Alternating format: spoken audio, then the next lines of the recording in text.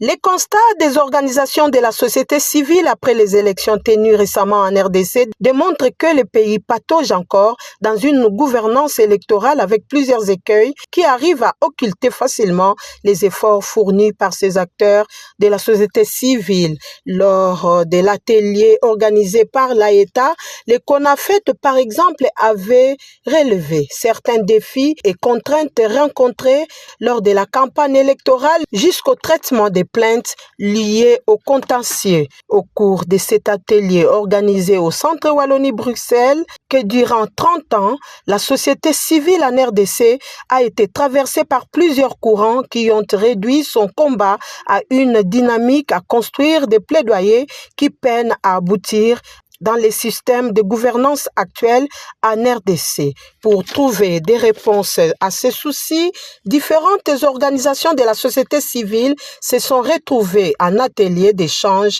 afin d'évaluer et mettre à jour la feuille de route arrêtée lors du Forum national organisé avec l'aide du CNCD 11-11-11 en insistant sur l'autonomie de la société civile, aussi sur l'inclusion du genre. Sous l'impulsion de la ministre de la Coopération au développement de Belgique, la Belgique a aussi soutenu le projet du CNCD. Ce projet ambitieux visait à renforcer les capacités de chaque maillon de la chaîne de gouvernance participative. Les efforts ne doivent évidemment pas s'arrêter avec la publication de ce cahier des charges. Au contraire, c'est le début d'un cheminement.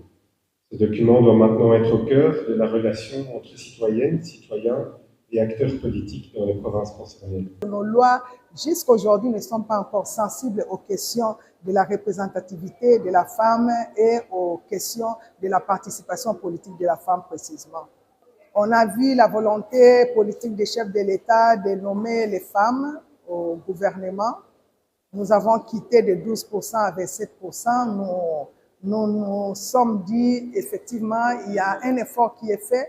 Au long de la mise en œuvre de ce projet, nous avons beaucoup réfléchi et beaucoup travaillé sur la question de l'autonomie de la société civile, mais aussi sur la question de l'inclusion du genre autour de cette dynamique des élections. Cette dynamique de l'autonomie de la société civile se trouve aussi dans une dynamique citoyenne autour des élections en RDC.